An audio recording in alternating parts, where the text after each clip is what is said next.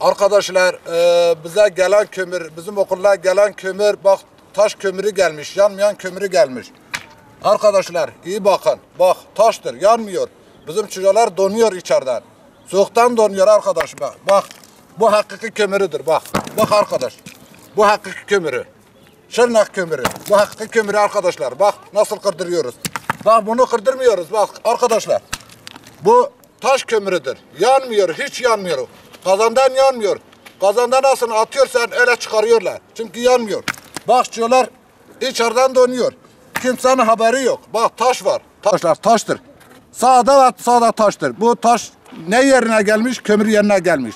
Arkadaşlar gelin bu memlekete sahip çıkalım. Kendi çocuklarımız sahip çıkalım. Bak arkadaşlar devlet veriyor, doğrudur. Hakkını veriyor ama biz birbirimize o hakkı çaldırıyoruz. Çalıyoruz. Biz çocuklarımıza hakkımızı vermiyoruz. Gelin arkadaşlar bu çocuklara hakkımızı verelim. Bu çocukları sahip çıkalım. Bu okulları sahip çıkalım arkadaşlar. Bu kömür. Arkadaşlar iyi bakın. Arkadaşlar lütfen bu memleketi sahip çıkalım. Bu memleketi sahip çıkalım. Bir daha böyle bu sıkıntıyı yaratmayalım.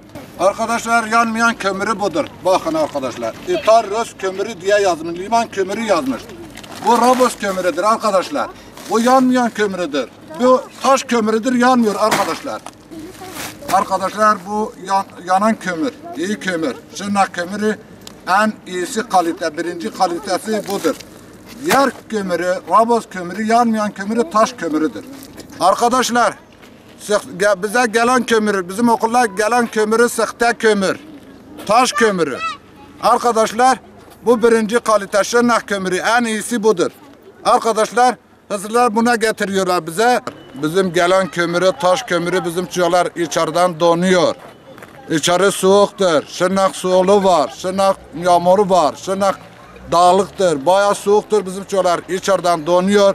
Bize gelen kömürü, taş kömürü gelmiş yanmıyor. Bizim çocuklar içeriden donuyor. Bu en iyisidir. Bu taş kömürü bize gelmiş.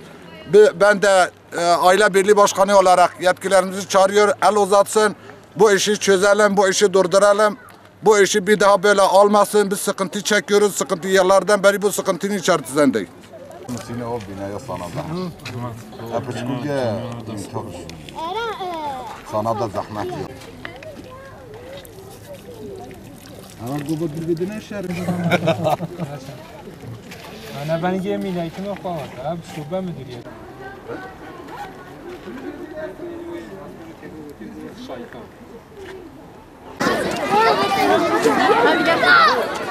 Hayır canım.